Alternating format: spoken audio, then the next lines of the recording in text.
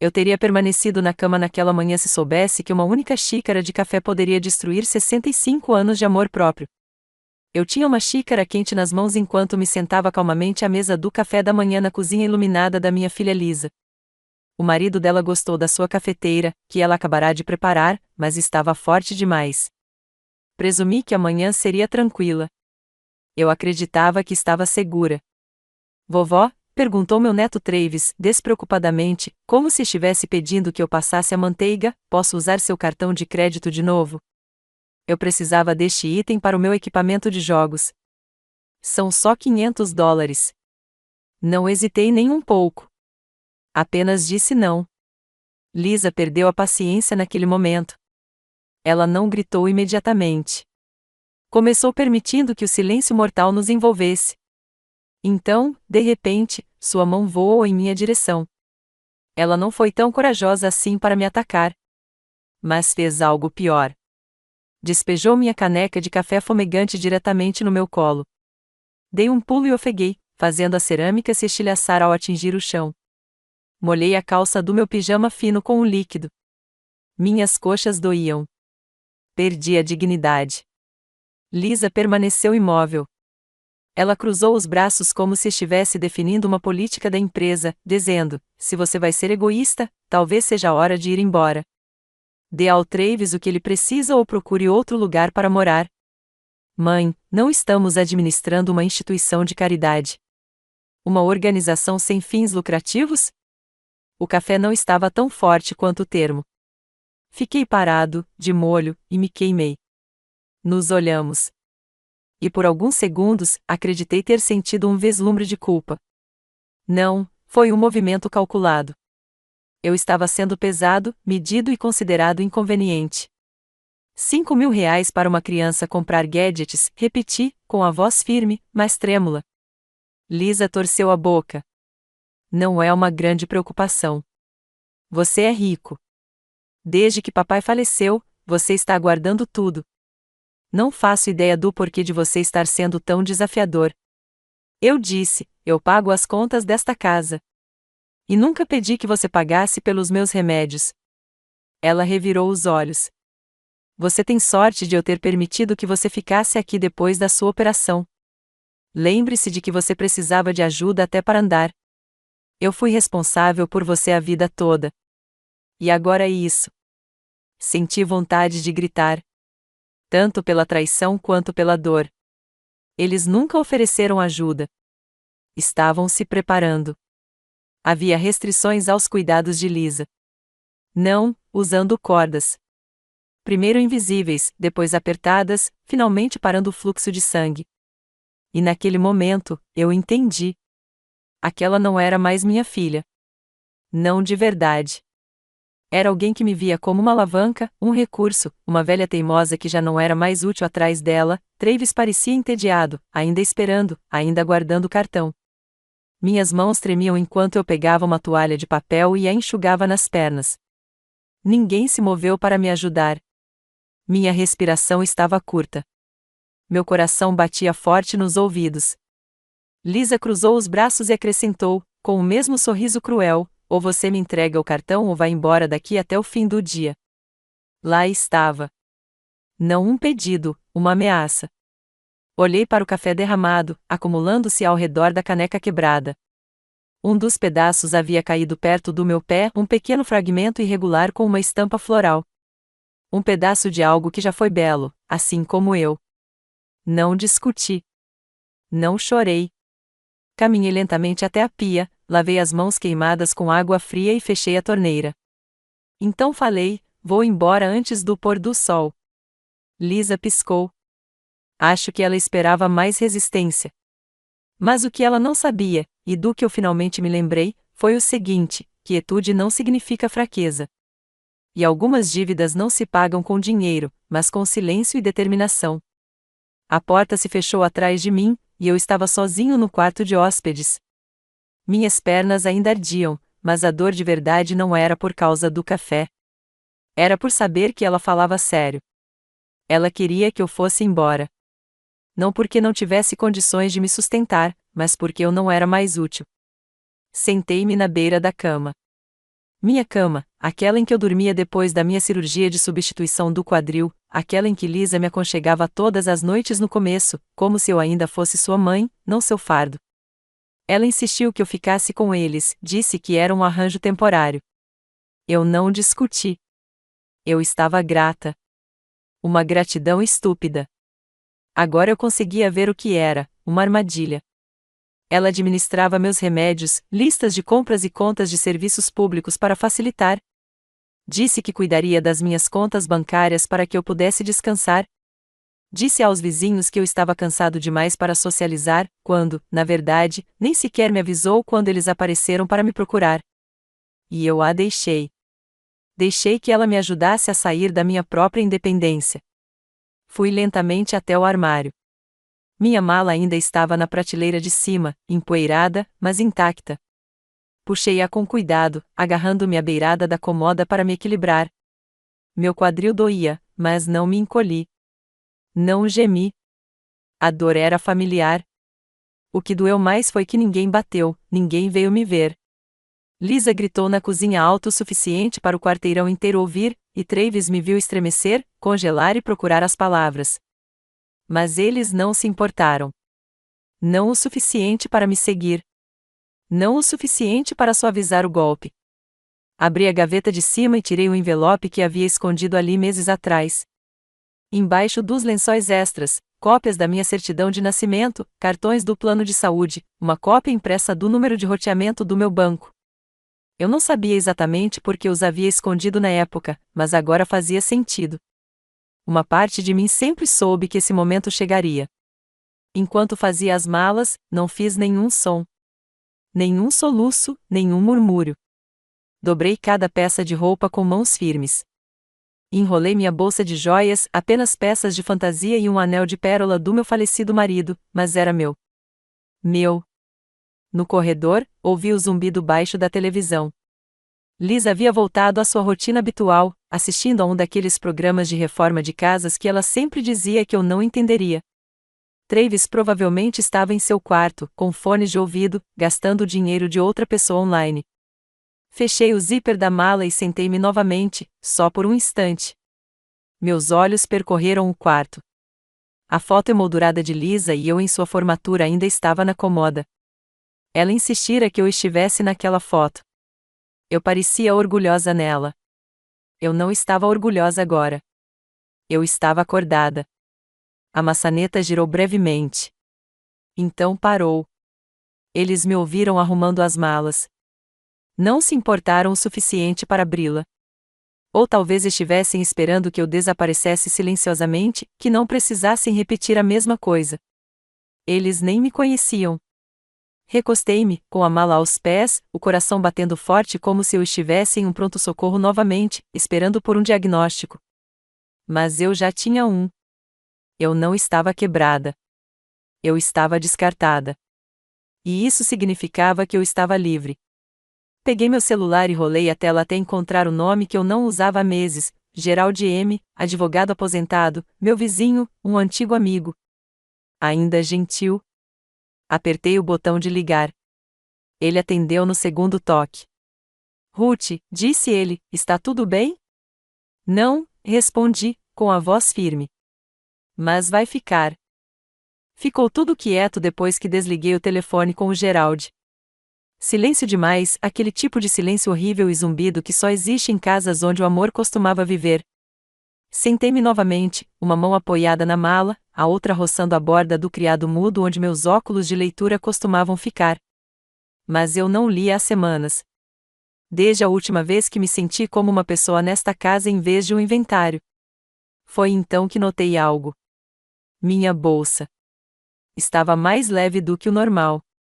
Abri o bolso da frente.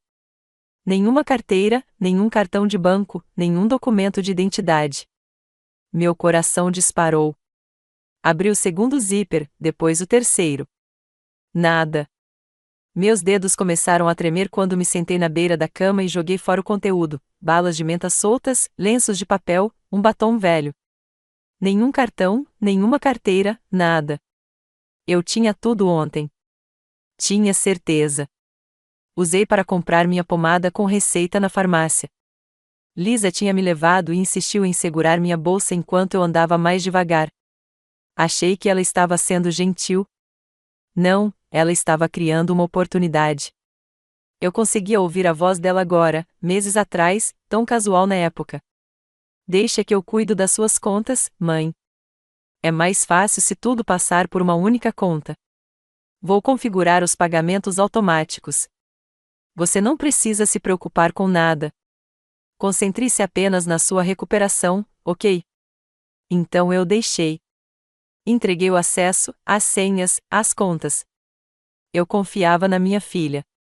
E agora eu nem conseguia me lembrar da última vez que vi um extrato bancário com o meu nome. Ela tinha começado a eliminar tudo do papel, de novo, para simplificar. Que tolo eu tinha sido. As palavras subiram pela minha garganta como bile. Eles amavam o meu dinheiro mais do que a mim. Eu não era da família. Eu era um item de linha. Caminhei lentamente até a cômoda e abri a segunda gaveta. Eu guardava um caderninho lá, do tipo que eu usava para escrever listas de compras quando morava sozinha. Na última página, eu havia rabiscado os números da minha conta meses atrás, só por precaução. Olhei para os números. Familiares. Meus. Mas quando foi a última vez que vi o cartão que correspondia a eles? Verifiquei a caixa de joias, debaixo do colchão, até mesmo dentro da minha velha Bíblia. Nada. Eles não pediram apenas o meu dinheiro. Eles o levaram. Sentei-me na cama, tonta. A ardência do café havia passado. Agora era algo mais frio queimando dentro de mim. Uma humilhação com gosto de ferrugem no fundo da minha garganta. E aqui está o que piorou a situação. Eu tinha deixado acontecer. Deixei que ela se tornasse minha guardiã. Eu disse a mim mesmo que ela estava me ajudando, que ela estava se aproximando. Mas não, ela estava se colocando na minha frente, por cima de mim, ao meu redor. Eu não tinha percebido isso claramente até aquele momento. Não quando ela disse ao clube de bridge que eu estava cansado demais para jogar. Não quando ela interceptou ligações do meu banco. Não quando ela começou a pré-aprovar meus pedidos da Amazon como se eu fosse uma criança. Ela foi trancando as portas com cuidado, uma por uma, até que eu não tivesse mais para onde ir. Essa foi a parte que quase me fez chorar. Eu não era fraca. Sobrevivi a 30 anos no pronto-socorro, à morte do meu marido e a um quadril que quebrou como vidro. Mas não sobrevivi tão graciosamente. Olhei para a foto emoldurada minha e da Lisa novamente, a da formatura dela. Ela também exibia o mesmo sorriso presunçoso. Antes de eu saber que algumas filhas não crescem para te amar de volta. Elas só crescem para usar a sua sombra. O telefone vibrou. Era o Gerald. Uma mensagem: estou lá fora. Pronto quando você estiver. Olhei para a tela, depois para os pedaços quebrados de confiança espalhados invisivelmente pela sala. Eu não estava apenas saindo de uma casa hoje. Eu estava abandonando a mentira de que ainda era importante para ela. Quando abri a porta, Gerald já estava na metade da passarela, com um passo calmo e urgente. Ele usava seu blusão azul marinho de sempre e carregava uma bolsa de lona resistente, como se tivéssemos acabado de sair para um piquenique. Ele não fez perguntas. Não me olhou como se eu estivesse arrasada. Apenas disse: está pronta? Assenti. A casa atrás de mim ainda estava silenciosa. Nenhuma porta se abrindo, nenhum passo apressado para me impedir. Aquele silêncio era a prova. A prova de que achavam que eu não iria embora. Que eu não conseguiria. Gerald pegou minha mala e, delicadamente, tirou a bolsa menor do meu ombro. Você pegou tudo? Perguntou ele quando chegamos ao carro dele. Tudo que eu ainda tenho, eu disse. Ele abriu a porta do passageiro. Cuidado com o quadril. Essa frase quase me quebrou. Não porque ele fosse gentil, mas porque percebia há quanto tempo alguém não era gentil sem um recibo. A viagem começou em silêncio. Observei as ruas passarem como um borrão, cada curva me afastando mais da casa que deixou de ser meu lar no dia em que Lisa começou a calcular meu valor como se fosse uma conta mensal. No meio da cidade, Gerald finalmente falou. Sabe, disse ele, eu vi você chorando semana passada. Pesquei. O quê? Ele não olhou para mim, apenas manteve os olhos na estrada. Na sacada. Você estava sentada, bem quietinha, segurando aquele passarinho de cerâmica. Eu não queria me intrometer. Eu nem me lembrava do pássaro nem do choro. Acho que eu só comecei, mas depois parei. Parecia que eu estava vivendo a vida de outra pessoa, uma vida menor. Percebi que algo estava errado quando não te vi mais na biblioteca. Foi naquele momento que percebi o quão longe o isolamento tinha ido. Lisa não roubou apenas o meu dinheiro. Ela roubou minhas rotinas, minhas amizades, minha liberdade de andar 2 quarteirões e beber café ruim em um copo de papel enquanto fofocava com as aposentadas do coral. Ela não me trancou em um quarto. Ela apenas tornou o resto do mundo mais difícil de alcançar. Você não é a primeira pessoa que ajuda assim, disse Gerald baixinho. Idosos sendo manipulados fora de sua autonomia. Acontece mais do que as pessoas querem admitir. Eu não disse nada. Não consegui, porque estava ocupado demais segurando as lágrimas como se fossem passageiros que tivessem perdido o ponto. Fiz algumas ligações hoje de manhã, continuou Gerald. Tem um lugar que acho que você vai gostar. Um condomínio para idosos com unidades independentes. Você mencionou uma vez que gostou daquele com lago de carpas. Virei-me para encará-lo. Esse lugar é muito caro. Já vi os folhetos antes. Lisa disse que não era realista. Lisa também disse que você precisava de ajuda para encomendar suas próprias meias, disse-lhe secamente.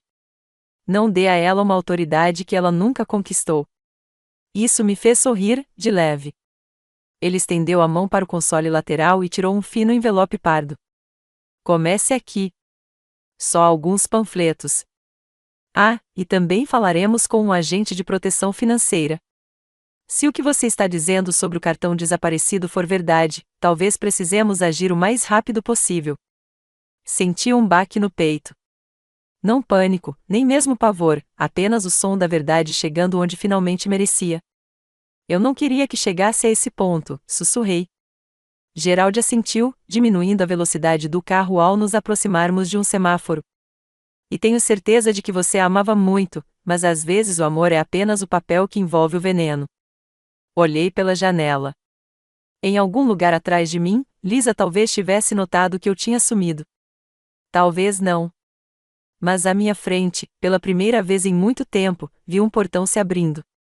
Não uma gaiola, uma porta. Chegamos aos portões logo depois das 11. Golden Pines. Esse era o nome. A placa era modesta, sem ouro, sem pinho, apenas letras limpas em uma placa desgastada pelo tempo. Mas o terreno além dela parecia algo saído de uma vida que eu costumava achar que pertencia a outras pessoas. Hortênsias em flor, um banco sombreado sob um salgueiro, um lago de carpas refletindo a luz do sol como vidro. Gerald estacionou e desligou o motor, deixando o silêncio reinar. Olhei para a entrada. Não estou pronta, disse eu suavemente. Para quê? Perguntou ele. Para querer isso. Ele não disse nada. Apenas assentiu. Era disso que eu gostava em Gerald. Ele nunca tentava preencher o silêncio com pena ou palavras bonitas. Sabia que alguns momentos mereciam um espaço para respirar. Entramos no saguão principal. E foi então que percebi uma coisa. O lugar cheirava a erva cidreira e pãezinhos fresquinhos. Não era antissético, nem tristeza. Cheirava a vida. A recepcionista, Laia, levantou-se para nos receber, gentil, mas não muito doce. Você deve ser a Ruth, disse ela. Gerald ligou antes.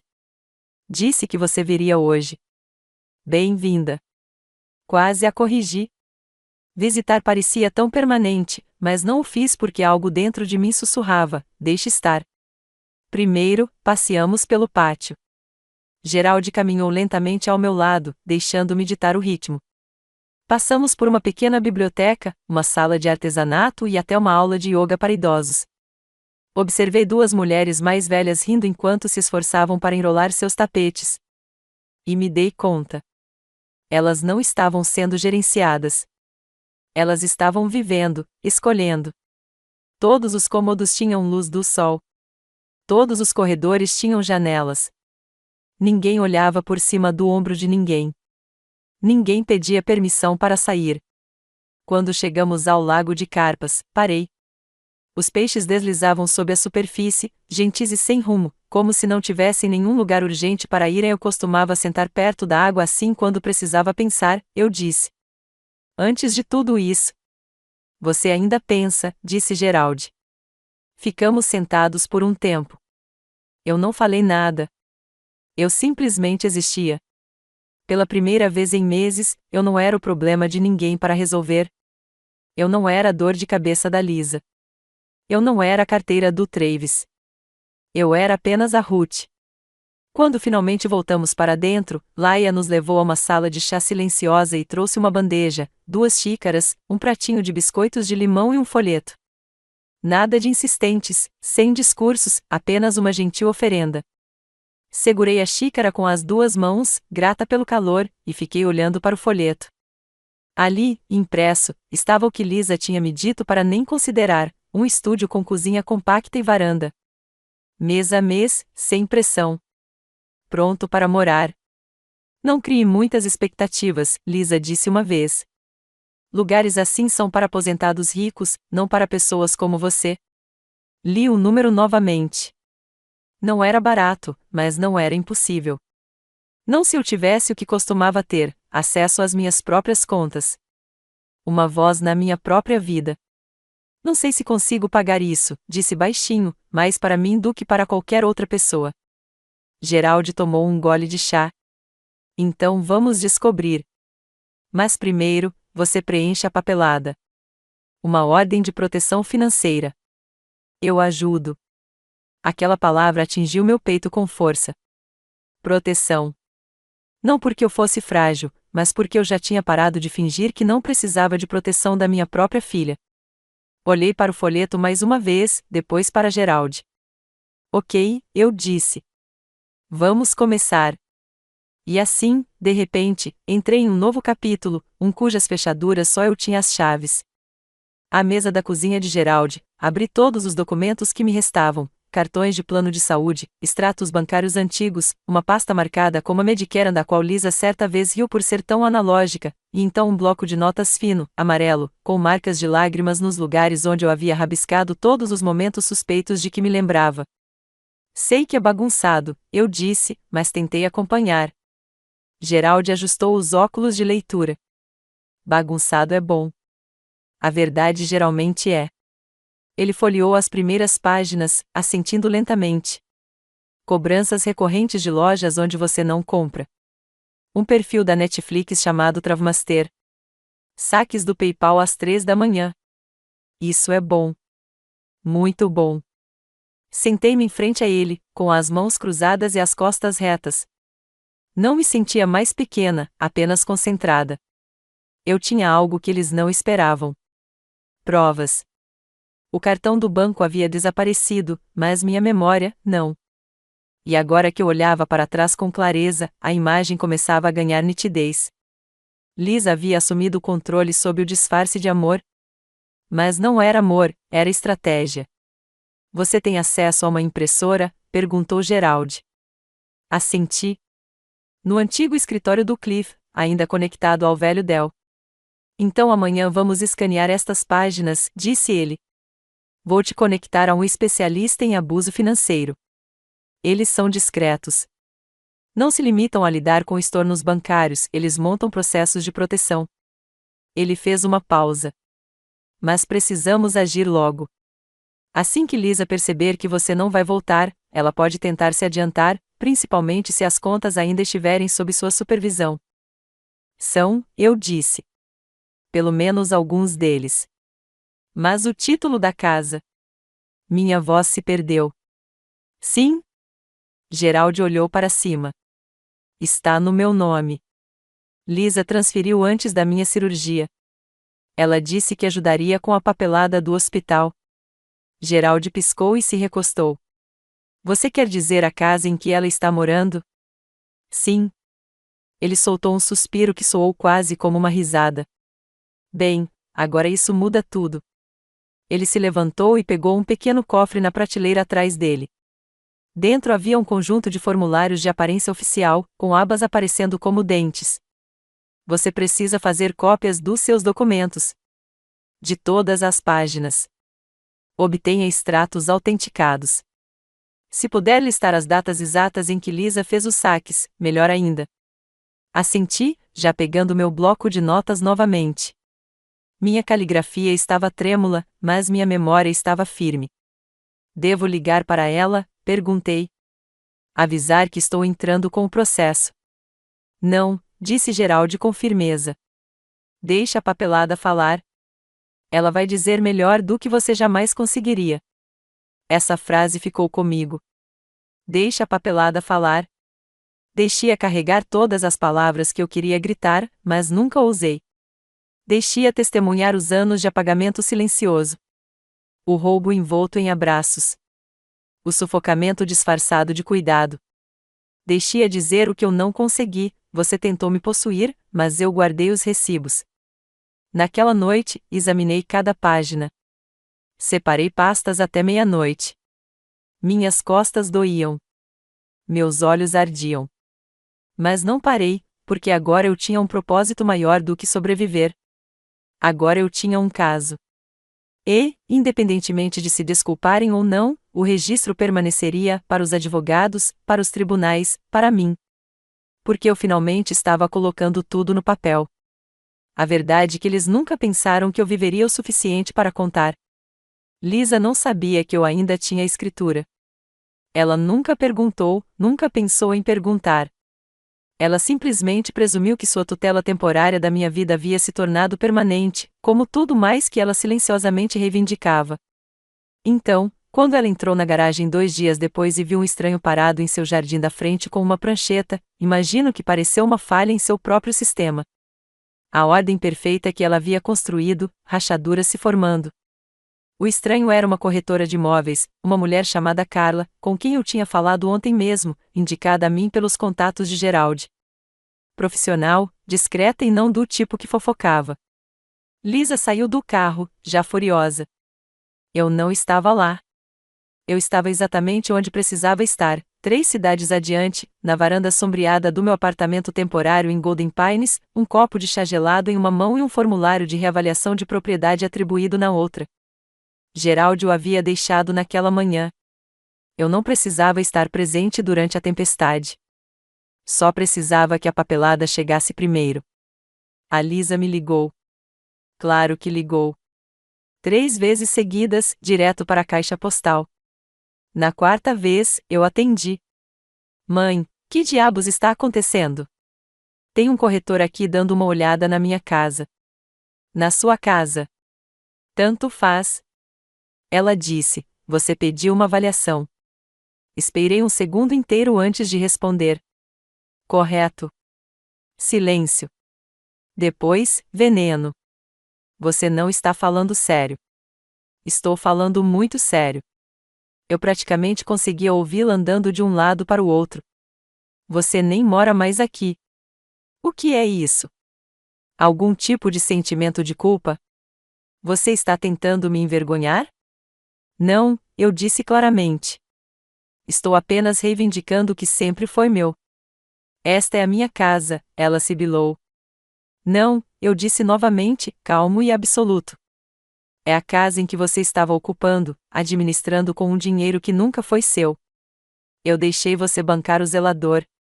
Esse papel agora está revogado. Você não pode simplesmente nos expulsar. Eu não te expulsei, Lisa. Você me mandou embora. O silêncio que se seguiu foi como uma nevasca. Suave, mas sufocante. Ela não fazia ideia de que eu me lembrava de tudo.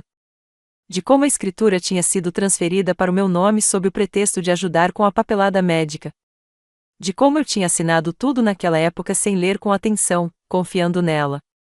Mas eu li uma coisa. Uma coisa que me lembrei, eu nunca lhe dei procuração plena. Então, técnica, legal e moralmente, a casa era minha. E agora estava sendo reavaliada, preparada para ser listada, protegida dela. Lisa finalmente falou de novo, baixo e gélido, você está sendo cruel. Eu não discuti. Não me defendi. Em vez disso, disse a única frase que a silenciou completamente, você só sente minha falta agora que eu disse não. Encerrei a ligação. Carla me mandou uma mensagem meia hora depois: avaliação concluída. A cliente Lisa tentou interferir, mas continuei profissional. Forte potencial para revenda. Entraremos em contato amanhã.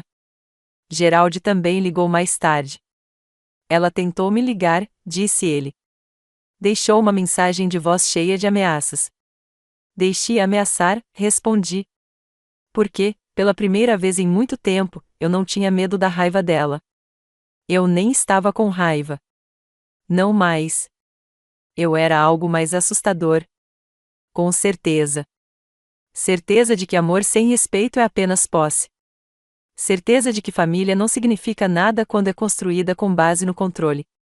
Certeza de que, mesmo que eu não tivesse nada além desta cadeira, deste chá e meu nome em um documento legal, eu ainda seria mais livre do que jamais fui naquela casa.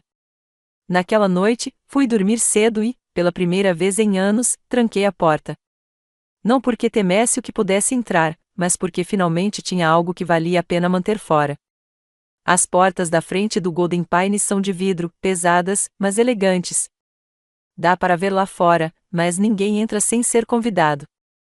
Foi por isso que não me assustei quando vi Lisa chegando. Eu estava sentado na biblioteca comunitária naquela manhã, lendo um artigo sobre abuso financeiro contra idosos que Geraldi havia destacado para mim. Meu chá permanecia intocado ao meu lado. Amargo demais, mas as palavras na página queimavam ainda mais. E então a recepção ligou para o meu quarto. Tem uma Lisa aqui para te ver, disse a recepcionista calmamente. Você gostaria que a gente a trouxesse? Não, eu disse, mas pode avisar que estou de olho. Eles não perguntaram por quê. A equipe já tinha visto isso antes. Crianças só aparecendo quando o nome delas está na linha, em vez do identificador de chamadas. Entrei silenciosamente na varanda, ao lado do saguão principal. De lá, eu conseguia ver tudo sem ser vista. Lisa estava no saguão, jeans justo e uma blusa vermelha vibrante, andando em pequenos círculos como uma leoa presa em um showroom. Sua expressão era de pura descrença, como se o ar ali a tivesse ofendido pessoalmente. A recepcionista se aproximou dela novamente. Lisa apontou na minha direção, e eu vi o gesto claro como o dia acusatório, cortante. Ela não sabia que eu estava atrás do vidro fumê. Ela não sabia que, pela primeira vez, era ela quem estava do lado de fora. Recuei o suficiente para me manter escondida. Não por medo, mas por escolha própria. É um poder que pessoas como Lisa nunca esperam que você recupere. Não o poder de lutar, mas o poder de ignorá-las. 10 minutos se passaram. A segurança chegou. Não barulhenta, nem agressiva, apenas firme. Uma mulher de blazer azul marinho e crachá se aproximou e falou calmamente com Lisa, que a essa altura gesticulava freneticamente. Sua boca se movia mais rápido do que seu senso de ironia. Observei-a apontar novamente em direção ao suporte de folhetos, ao teto, talvez ao próprio ar, qualquer coisa menos para dentro. Finalmente, ela se virou e saiu furiosa. As portas deslizaram e se fecharam atrás dela como uma pontuação. Voltei para o meu lugar na biblioteca. O chá estava frio agora, mas não importava, porque eu não estava. Mais tarde naquela tarde, Geraldi apareceu. Contei a ele o que aconteceu. Ela veio até aqui só para ser impedida de entrar, disse ele, balançando a cabeça. Ela devia esperar uma versão diferente de você. Ela esperava a versão antiga, eu disse. Aquela que achava que silêncio significava paz. Ele assentiu lentamente. Essa versão se foi. Saímos juntos para o jardim. Eu carregava uma pequena bandeja com 2 limonadas geladas que a equipe tinha deixado para nós. Não precisei explicar o que tinha acontecido. Eles já sabiam. Sentei-me no banco do jardim, o que eu mais gostava, aquele com a era subindo pelas pernas e a vista para o lago de carpas a poucos metros de distância. Uma brisa suave agitava as folhas. Lisa tinha vindo até ali em busca de algo, controle, talvez uma confissão, uma reviravolta. Ela partiu sem nada porque eu não tinha mais nada para lhe dar. Nem culpa, nem permissão, nem mesmo minha atenção. E a paz que senti naquele momento não veio da vitória. Veio do som de passos partindo sem uma porta aberta atrás deles. Peguei a mão de Geraldi e a apertei de leve. Acho que não tenho mais medo dela, sussurrei. Ele sorriu. Isso, disse ele, significa que ela realmente se foi. 2 dias depois, Gerald me ligou logo depois do café da manhã. Está na hora, disse ele. Você ainda quer vender a casa? Não hesitei. Sim. Ele me encontrou 1 hora depois no Golden Pines, com uma pasta na mão. Dentro estava a escritura completa, minha verificação de identidade autenticada em cartório e um formulário de fideicomisso. Em branco, mas pronto para proteger tudo que Lisa pensava ser dela. Sentamos na varanda ensolarada, com papéis espalhados entre nós. Ela vai se desgrudar, eu disse. Gerald deu um sorriso irônico. Deixe-a, desgrudar significa ficar exposta. Assinei linha por linha. Letra de forma, inicial, assinatura.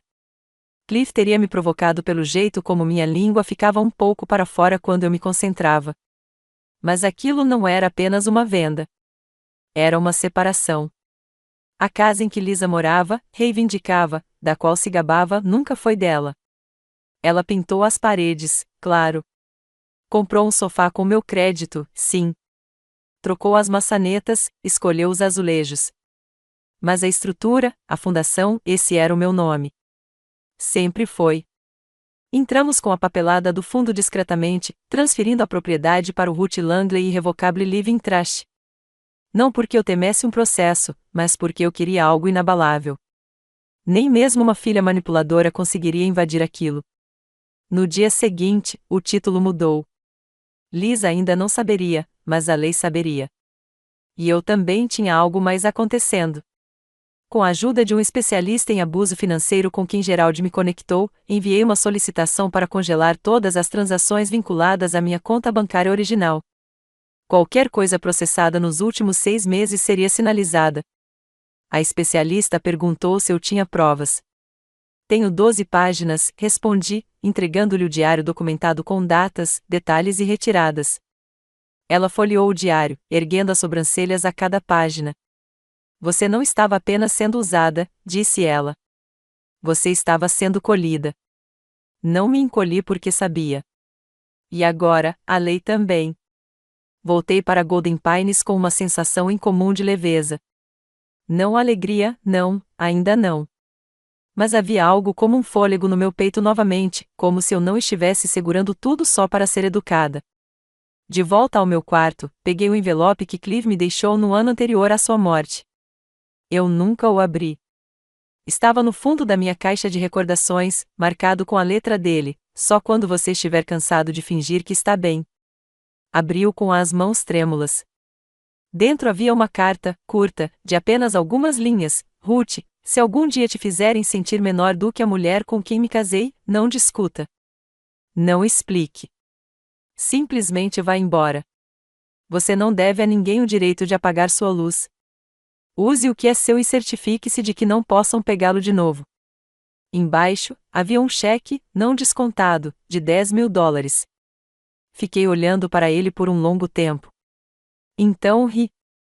Um riso real e doloroso que fez minhas costelas doerem. Ele sabia.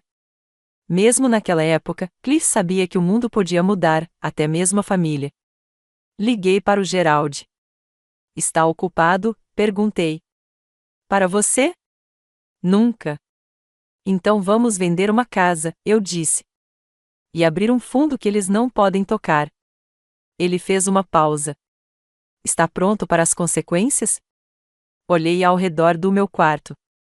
O sol entrando, o lago de carpas brilhando, meu cachecol de ponte pendurado na cadeira. Sim, eu disse, porque desta vez não estou reagindo. Estou reivindicando. E aquele cheque? Depositei naquela tarde. Não porque precisasse do dinheiro, mas porque queria que o mundo soubesse que eu ainda não tinha terminado de construir. Lisa sempre achou que teria a palavra final. Ela contava com isso. Sua voz mais alta, suas mensagens mais longas, suas ameaças envoltas em culpa e falsa preocupação. Ela achava que silêncio era rendição. Então, quando a carta chegou, carregada de tom jurídico e selos oficiais, imaginei que ela ficaria parada na porta por um longo tempo antes de abri-la. E quando ela o fez, o som da fechadura batendo ecoou sem que eu precisasse falar. Dentro daquele envelope estava o começo do fim. Uma notificação formal do consultor jurídico do fundo. A partir de agora, Lisa Andrews não está mais autorizada a acessar quaisquer contas, propriedades ou registros financeiros pertencentes a Ruth Langley. Foi curto, profissional, direto. Sem culpa, sem implorar, apenas limites. Foi isso que a deixou furiosa. Ela me ligou 7 vezes naquele dia. Eu não atendi. Na 8ª vez, ela deixou uma mensagem de voz: Mãe, isso é ridículo. Você está ouvindo ele em vez da sua própria filha. Você ao menos entende o que está fazendo? Você está destruindo a sua família. Família? Ela usou essa palavra como se fosse uma armadura. Como se bastasse para pagar tudo o que ela tinha feito. A pressão, o gaslighting, o roubo. Mas família não é imunidade. É um privilégio. E ela o perdeu no momento em que derramou o café escaldante no meu colo e disse que era minha culpa. Encaminhei a mensagem de voz para Gerald, só por precaução. Então, fiz algo discreto, mas poderoso. Não enviei nada a ela. Nenhuma resposta, nenhuma explicação. Deixei a carta fazer o que eu nunca consegui, traçar o limite com tinta, lei e consequências das quais ela não conseguia se livrar chorando. Gerald ligou naquela noite. Ela pegou, não pegou? Ah, ela pegou, eu disse, tomando um gole de camomila da minha caneca lascada favorita. Você sempre percebe quando eles percebem que a energia acabou. Ele riu. Você nem se mexeu. Por que eu faria isso? Eu disse. Já enterrei a versão de mim que se explicaria. Naquela noite, dormi com as janelas abertas. O ar cheirava a chuva. E nos meus sonhos, eu não estava me escondendo. Eu estava parada no meio daquela casa. Minha casa, segurando um molho de chaves que nunca dei. Lisa não estava à vista. Nenhum grito, nenhuma súplica, apenas ecos. Na manhã seguinte, encontrei um pequeno envelope branco escondido por baixo da minha porta no Golden Pines, escrito à mão, sem remetente. Eu sabia que era ela. Não o abri. Rasguei-o ao meio e joguei-o direto na trituradora de papel da recepção, porque desta vez não estava curioso. Desta vez, não precisei ouvi-la dizer que sentia muito, apenas para depois dizer, mas eu preciso. Desta vez, confiei mais no silêncio do que nas suas palavras. E o silêncio, quando escolhido, é um tipo de força. Mais tarde naquela tarde, Gerald trouxe alguns documentos para eu revisar, atualizações do fundo, uma lista de contas protegidas e alguns números de telefone caso eu precisasse de contato direto com a polícia ou com o administrador do fundo. Enquanto eu assinava o último formulário, ele olhou para mim. Sabe, disse ele, você fez algo que muita gente nunca consegue fazer. O que é isso? Você encerrou o ciclo. Não com um estrondo, não com um grito, mas com uma porta trancada e um nome limpo. Recostei-me na cadeira e, pela primeira vez desde a morte de Cliff, me permiti acreditar que finalmente havia voltado para casa, para mim mesma. Aconteceu numa quinta-feira, logo após o almoço, quando os corredores do Golden Pines estavam silenciosos e o sol lançava aquele suave brilho dourado sobre tudo, como sempre acontecia antes do lago de Carpa se iluminar. Eu estava sentada em um banco de jardim com Marjorie, nossas mãos apoiadas na mesma colcha dobrada entre nós. Tínhamos acabado de terminar nossa conversa habitual sobre a programação do torneio de bridge e como nenhuma das novas damas embaralhava direito. Gerald chegaria em breve. E foi então que os vi, Lisa e Travis, subindo o caminho curvo de tijolos que levava à entrada principal. Lisa andava furiosa e rápida demais, Travis ficando para trás, daquele jeito arrogante e desleixado que me embrulhou o estômago antes mesmo de me lembrar do incidente do café de $5.000. Eles estavam chegando para um confronto, mas o que não sabiam era que eu não tinha mais nada a perder. O segurança os avistou primeiro. Doris, graças aos seus olhos aguçados e postura firme, saiu de trás da recepção antes mesmo que pudessem tocar na porta. Vi Lisa gesticular freneticamente, apontando para o jardim dos fundos, além de Doris. Travis enfiou as mãos no bolso do moletom e revirou os olhos. Doris se manteve firme. Eu não me levantei, não corri, nem me mexi. Marjorie olhou para a entrada e se enrijeceu. Devo ligar para o Gerald? Não, eu disse. Deixe que ela me veja calma. Eu queria que Lisa testemunhasse como era a paz quando não implorava por sua aprovação. Ela finalmente me viu através do vidro. Ela se moveu para passar pela mesa. Doris entrou. Lisa levantou a voz. Eu não conseguia ouvir as palavras, mas a forma delas era familiar. Raiva, desespero, aquele coquetel sufocante de controle escapando por entre os dedos. Travis finalmente me notou também. Seus olhos encontraram os meus e, por um segundo, eu vi. Não culpa, nem amor, mas pânico. Não porque ele sentisse minha falta, mas porque o dinheiro tinha sumido e eu não ia mais ser explorada. Doris levantou a mão e apontou firmemente para o estacionamento. Lisa jogou os braços para cima. Travis murmurou alguma coisa e se virou primeiro. Ótimo. Deixe o garoto liderar, por uma vez. Lisa ficou ali parada por mais um instante, com os braços rígidos ao lado do corpo, o rosto pálido de raiva e, por um breve instante, seus lábios tremeram. Ela murmurou algo, mãe. Mas eu não me mexi, não acenei, não me levantei. Fiquei ali naquele banco, segurando a mão de Marjorie, enrolada na mesma coxa que Cliff costumava colocar sobre meus ombros quando eu adormecia no sofá durante as reprises de Jeopardy. Eles foram embora. Fiquei observando até que se tornassem pequenas sombras na entrada da garagem, até que o motor roncou e o carro arrancou, como se nunca tivesse contido toda a minha vida dentro dele. Marjorie soltou um suspiro. Você nem piscou. Sorri. Eu já me despedi. Eles só estão ouvindo agora. Mais tarde, Gerald chegou com um saco de scones e um pequeno buquê de flores do seu jardim. Contei a ele o que aconteceu. Ele assentiu. Eles vão tentar de novo. Eu sei, eu disse, mas não vou. Naquela noite, escrevi no meu diário, quando eles vieram com fúria, eu fiquei em paz. É assim que você sabe que acabou. Quando você não precisa gritar de volta. Rasguei a página e a coloquei em um pequeno porta-retratos ao lado da minha cama. Porque da próxima vez que vierem em busca de uma reação, tudo que encontrarão será um reflexo de si mesmos do outro lado de uma porta trancada. Chegou 2 dias depois. Um pequeno envelope cor marfim, endereçado à mão, caiu na minha caixa de correio em Golden Pines. A caligrafia era inconfundível, cursiva perfeita, inclinada o suficiente para fingir elegância. Da Lisa. Fiquei olhando para ele por um minuto inteiro, não porque não soubesse o que era, mas porque sabia. Marjorie me viu parado no saguão, carta em uma mão, café na outra.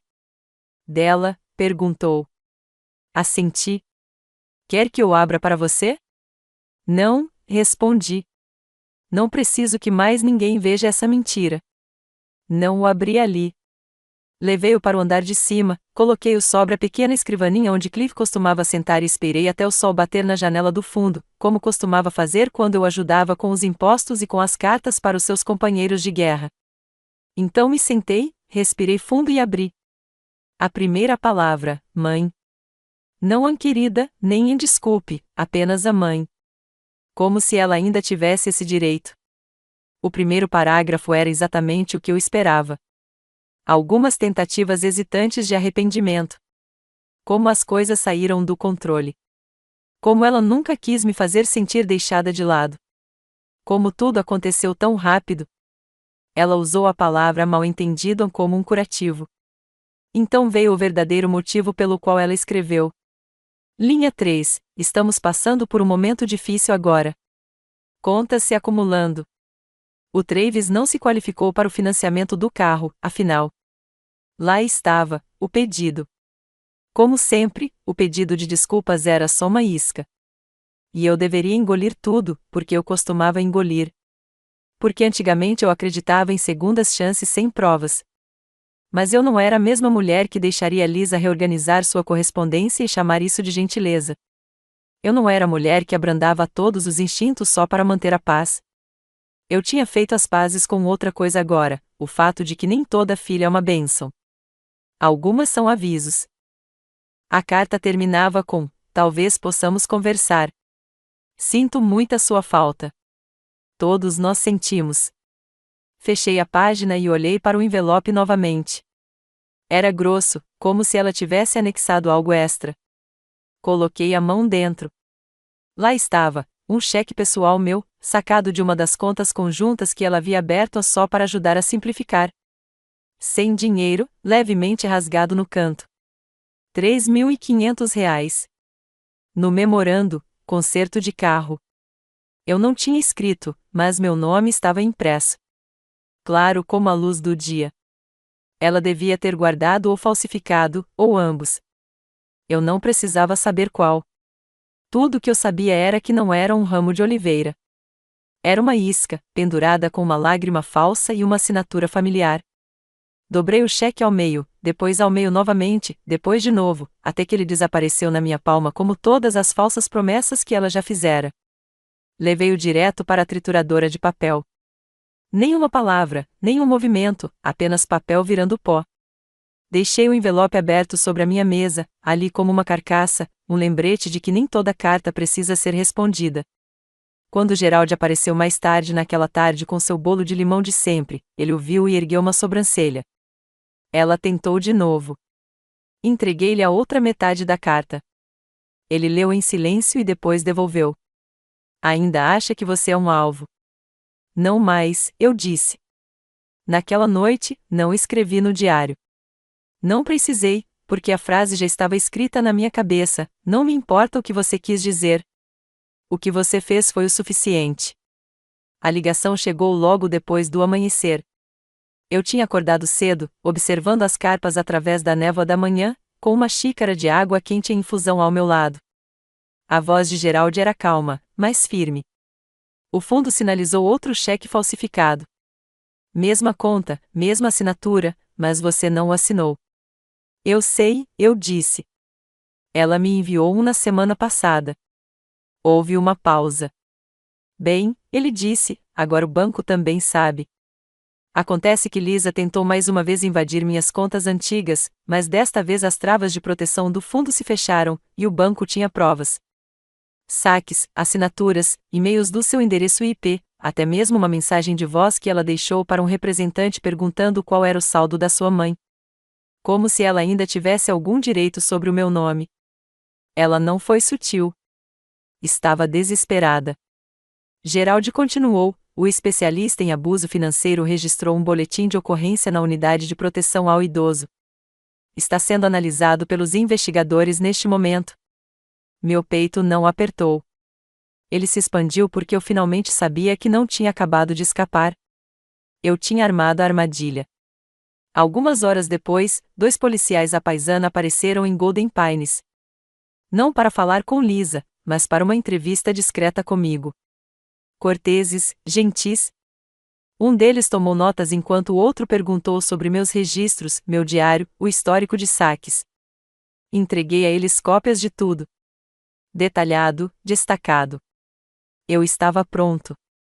Quando eles saíram, o policial mais jovem disse: "A senhora não é a primeira, senhora Langley. Mas é uma das poucas que percebeu isso cedo o suficiente." Eu quase o corrigi. Não era cedo. Era cedo o suficiente. Ao meio-dia, recebi a confirmação de que Lisa estava sob investigação por má conduta financeira, fraude contra idosos e falsificação. Travis também havia sido mencionado em pelo menos uma transação sinalizada. Não me alegrei, mas também não lamentei. Enquanto reorganizava toda a minha vida para atender às suas necessidades, sentei-me no jardim e refleti sobre todas as vezes que ela me disse: "Você tem sorte de me ter." Ela sempre me viu como uma porta trancada, cujas chaves ela já possuía. Troquei as fechaduras, mesmo que ela nunca tenha imaginado que eu faria isso. Mais tarde naquela tarde, Marjorie apareceu com 2 canecas de chá de gengibre e um pouco de pão de banana quentinho. Ela estava ciente. A essa altura, todos em Golden Pines estavam cientes. Eles me viram sentado durante a tempestade, não porque eu lhes contei, mas porque a viram chegar. "Você acredita que ela será presa?" perguntou Marjorie, gentilmente. "Não tenho certeza", eu disse. "E não é mais minha responsabilidade." Essa era a sensação de libertação. Distância, não vingança. Acesso era a única coisa que Lisa já havia perdido e não conseguia recuperar. Acesso ao meu nome, à minha vida, aos meus pensamentos e a mim mesma. Ela perdeu o jogo, assim como o dinheiro. Porque você entende que nunca teve sucesso quando aposta no silêncio de alguém e essa pessoa acaba falando. Sob um amplo céu azul marinho, Gerald e eu nos sentamos no pátio dos fundos mais tarde naquela noite. Ela subestimou vocês a cada passo do caminho, comentou ele, servindo uma pequena taça de vinho para cada um de nós. Eu também me subestimei, eu disse. Ele ergueu o copo. Para recalcular. Brindamos e eu finalmente sussurrei, estou seguro, algo que eu não dizia há anos, mas sabia que era verdade. Não apenas por causa de Lisa, mas também pela necessidade de me defender de qualquer um que pudesse presumir que minha generosidade equivalia a uma capitulação. Dormi com a janela aberta mais uma vez naquela noite. Além disso, não houve nenhum som de alerta quando o vento aumentou. Era o som de aplausos.